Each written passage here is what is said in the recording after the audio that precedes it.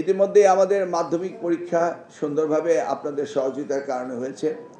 প্রশ্নপত্র আউট হয়নি এবং আমরা মাধ্যমিকের রেজাল্ট আমরা ঘোষণা করব 20শে জুলাই, 2 মাসের মধ্যে।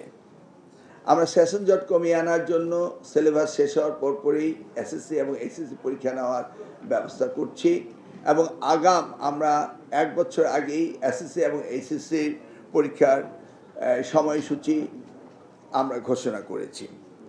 আমরা বিভিন্ন ক্ষেত্রে শিক্ষার মান উন্নয়নের জন্য যে সমস্ত প্রজেক্টগুলো রয়েছে সেগুলি চলমান, সেগুলি সবগুলি আমরা করছি।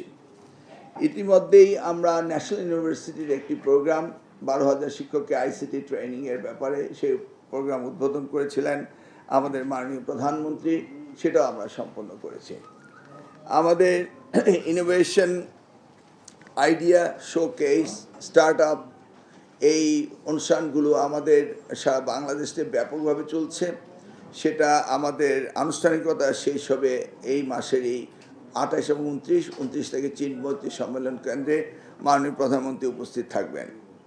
আমরা 4 এপ্রিল থেকে আমরা সারা বাংলাদেশে ছোট্ট প্রাইমারি স্কুলে ক্রীড়ামোদীদেরকে স্পোর্টস সেক্টরে অ্যাট্রাক্ট করার জন্য তাদের ফুটবল ছেলে এবং মেয়েদের প্রতিযোগিতার ব্যবস্থা করেছি এবং সেটি শেষ হতে যাচ্ছে আগামী 20 তারিখ আর্মি ন্যাশনাল স্টেডিয়ামে।